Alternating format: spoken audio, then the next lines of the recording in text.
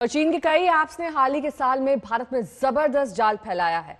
कई ऐप्स तो लोग उसके आदी हो चुके हैं। अब इन ऐप्स पर एक्शन शुरू हो गया। अच्छी बात यह रही कि अब लोगों को भी समझ आ रहा है कि इन ऐप से छुटकारा देश हित में है। और इन सबसे आगे बढ़कर साइबर एक्सपर्ट बता रहे हैं कि चीनी ऐप का काला सच क्या है।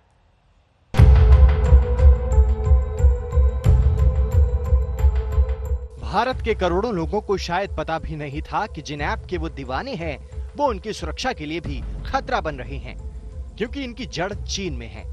वही चीन जो दशकों से भारत भूमि पर अपनी दुष्ट निगाह जमाए हुए था। चीनी ऐप ने भारत में जाल फैला लिया था। अब जरा सिर्फ टिकटॉक पर ही नजर दौड़ा लीजिए। सिर्फ इस एक ऐप के करोड़ों लोग दीवाने हैं। पहले इसकी पहुंच पर नजर दौड़ाइए। टिकटॉक भारत में 47 करोड़ बार डाउनलोड हो चुका है। पूरी दुनिया में करीब 30% टिकटॉक यूजर सिर्फ भारत में है। 2019 में सबसे ज्यादा ये भारत में डाउनलोड हुआ।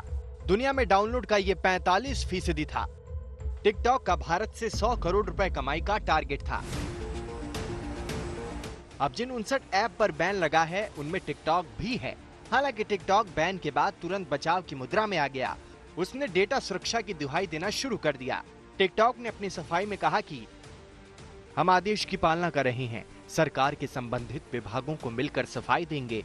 हम कानूनों के हिसाब से डेटा सुरक्षा सुनिश्चित करते हैं।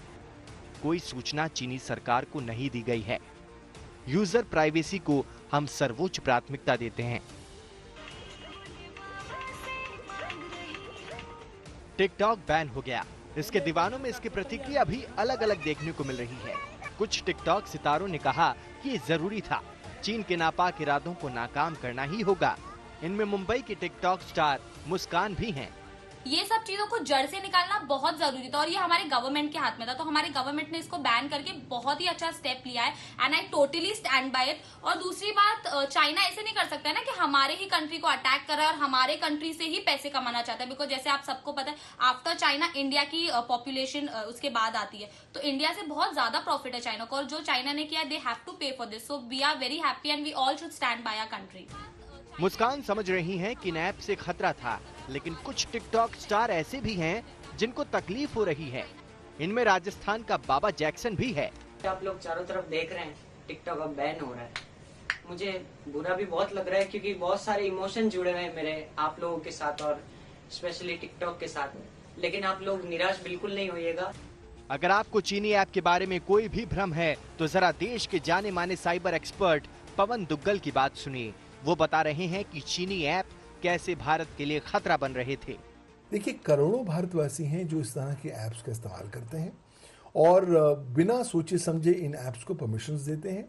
ये ऐप्स अन्य इंटरनेशनल ऐप्स की तुलना में आपसे ज़्यादा परमिशंस मांगती हैं, आपका ज़्यादा डेटा एकत्रित करती हैं और ये डेटा आपके डिवाइसेस से चीन भेज देती हैं। तो इस डेटा को एकत्रित करना और इसका विश्लेषण आर्टिफिशियल इंटेलिजेंस या ब्लॉकचेन या फिर बिग डेटा के माध्यम से करना बहुत आसान है और इनसे बहुत से ऐसे संगीन पहलू निकल कर आ सकते हैं जिसका दुरुपयोग भारत के बरखिलाफ किया जा सकता है। वाकई काफी दिनों से देश में जागरूकता आ रही थी। लोग समझ रहे थे कि चीनी ऐप से खतरा है। तभी तो 2 महीने के भीतर ही चीन के खिलाफ ऐसा गुस्सा भड़का कि इसके मशहूर ऐप से भी भारत लोग किनारा करने लगे थे। मई और जून के आंकड़ों पर गौर करिए। टिकटॉक की पहुंच 38% घटी थी, हेलो 38% घटा, लाइकी 32% और बीगो लाइव 25%। भारत सरकार ने 59 चाइनीज ऐप को हिंदुस्तान में बैन कर दिया है। इस लिस्ट में सबसे ऊपर था पॉपुलर ऐप टिकटॉक।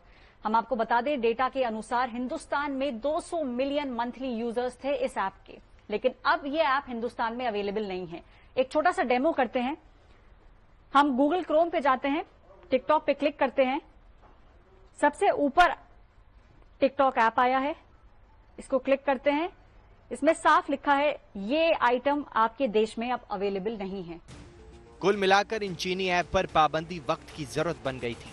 खतरों की बात पहले भी जानी और समझी जा रही थी, लेकिन सरकार ने एक झटके में एक्शन लेकर जता दिया कि जब भारत की सुरक्षा और अखंडता की बात होगी तो एक्शन में कोई नरमी नहीं होगी। आज तक ब्यूरो।